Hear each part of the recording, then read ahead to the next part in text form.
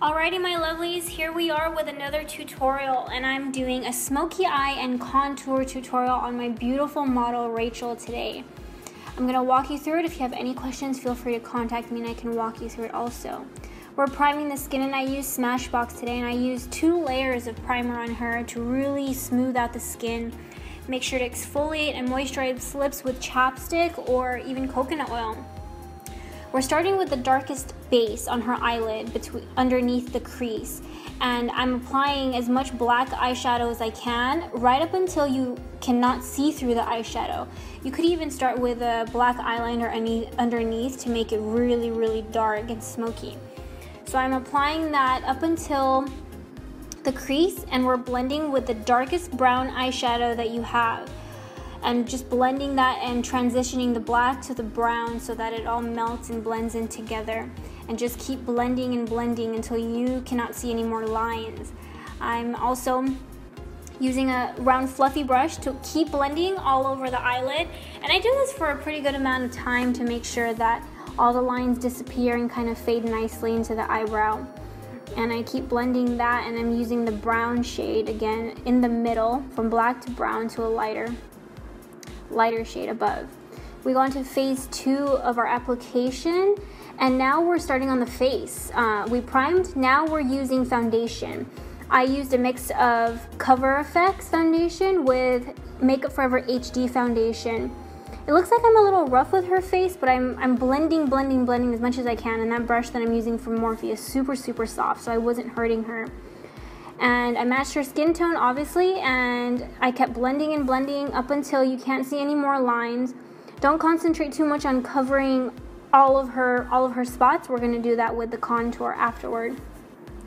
And now we're going to highlight under the eyes with NARS concealer, and I applied that on my brush, and I love this concealer because it's super creamy and it's super blendable. And I didn't go too heavy with her highlight. I kept it maybe about 2 shades lighter than her skin tone.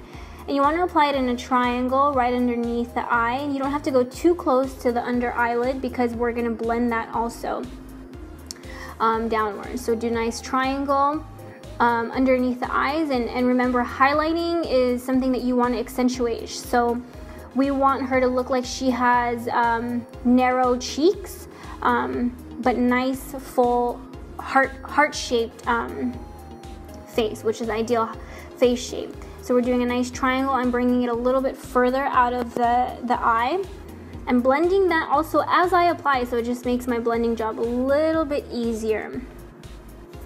And then after we do the highlight, we're gonna get onto the contour, and I'm contouring any areas that I feel like needs to be minimized or quote unquote a little bit skinnier. So we're making her cheeks a little bit more slim. She already has a nice face shape, but I want to kind of accentuate her high cheekbones and make the cheekbones look a little bit higher. So I'm going right underneath the cheekbone, pretty literally where you can feel your bone on your cheeks is where you're going to put the contour right underneath. Her nose is already very slim, but we're just slimming down that just a little bit. If you want to make your jawline, if you feel like your cheeks are a little bit chubby, we're going to go underneath the jawline with a contour. And I'm blending with the same foundation brush that I used earlier to blend everything in. And like I said with the eyeshadow, you want to blend until you literally cannot see any more lines. You want to look at your client or yourself from far away in the mirror to make sure that you can't see where the contour starts or ends. And I just blend and blend up until the lines disappear. You don't want to get rid of all of the contour, but you want to make sure that this look is okay to use in the daylight or underneath different lighting. It's perfect for that. I'm setting with translucent powder, and this translucent powder is from Ben Nye. It's the best translucent powder for your buck. Put that underneath the eyes and kind of set it.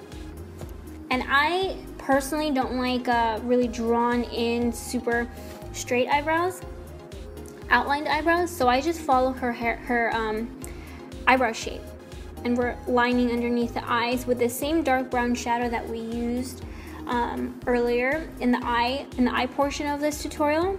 And we're going underneath with a very stiff brush underneath. You could even make it a little bit more deeper with eyeliner and then powder on top. And I'm wiping away the highlighting powder that we used earlier but I dipped my brush into a foundation powder just to make the look a little bit even more flawless. I'm just wiping away gently and kind of setting her powder, or setting her foundation with this powder. She already looks so great. So I just keep wiping away the excess powder, and I believe I used Makeup Forever powder, loose powder, with this look.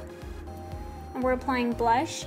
I'm using a very, very light color blush with a tiny bit of shimmer. The eyes are the main focus of this look, so I don't want to overdo anything else.